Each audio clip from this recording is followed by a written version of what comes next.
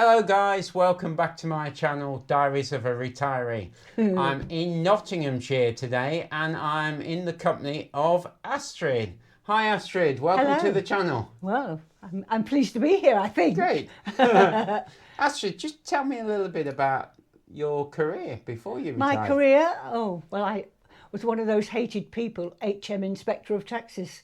Oh wow. Yeah. And I thought you were a friend until now. Yeah, Now you tell me you work for the taxman. No, I worked for the taxman straight from school and Huntingdon tax office, and then I was transferred to Nottingham when I got married, and then I went to Newark, and that's where I spent most of the time, then went to Grantham, and then back to Newark. But Huntingdon then was a tiny little place, like a little country town, a bit like Collingham if you like. Yes. So it was a big shock to me coming to Newark.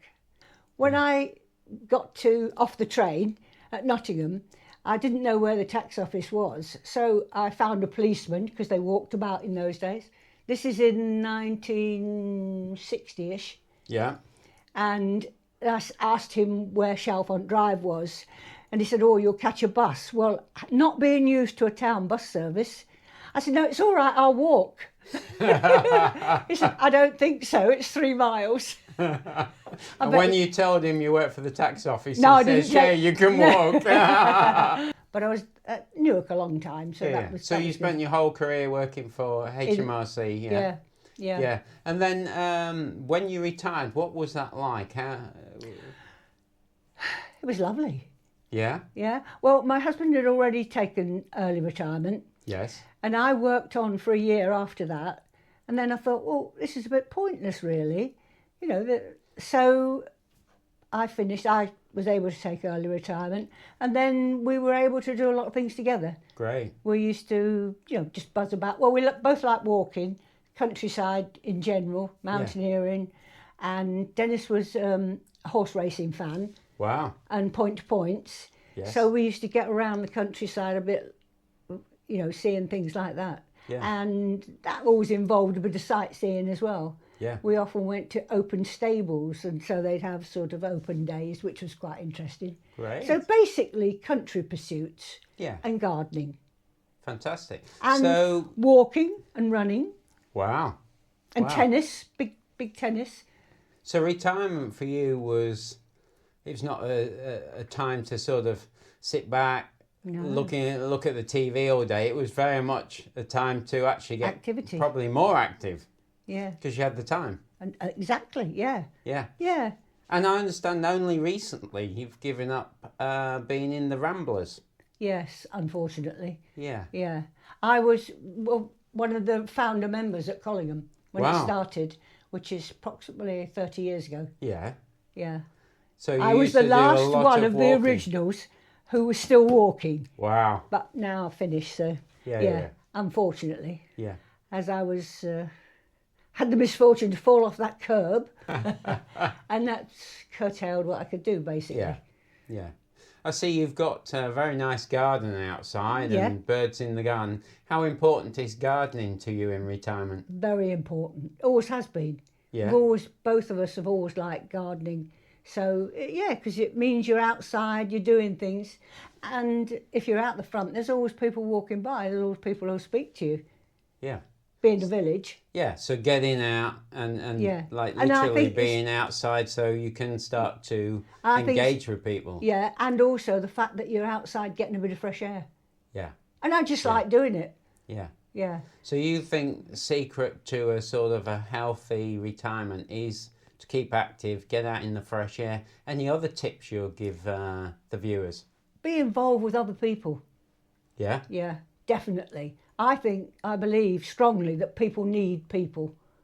Yes. And the other things I do is Collingham Voluntary Car Service. Oh yeah, what's that about? Village care. Yes.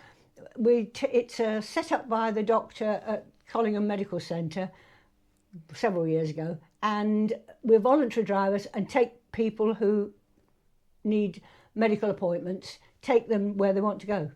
Right. So fantastic. Yeah. So of course that keeps you in touch with other people. Yes.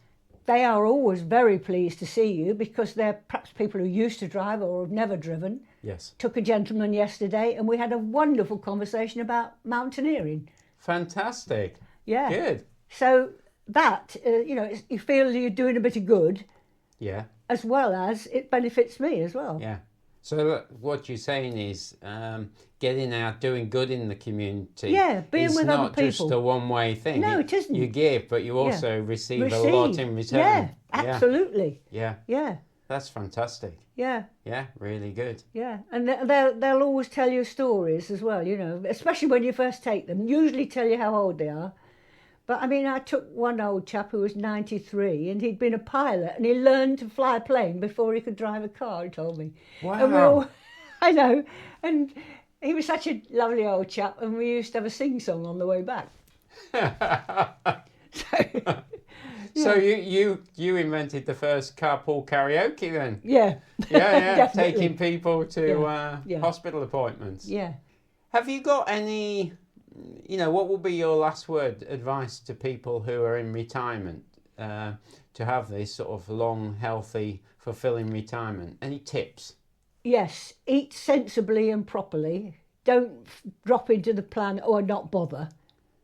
Eat sensibly, eat good food. Yes. And get out and be with other people. And if people ask you to do things, take my sister's advice, say yes. Great. Don't say no. Give it a go. Yes. Because you don't know until you try it that whether you're going to like it or not. Absolutely. And one thing will often lead to another. Yeah. And build that that network of people and opportunities to meet people. So I think leaving the thing that struck me, people need people, as Astrid said. So thanks everybody for tuning into Diaries of a Retiree. Thanks Astrid, all the way from Nottingham. We'll forgive that you work for the tax office. Apart from that, we love you. Thank you so much. Bye Astrid. Bye.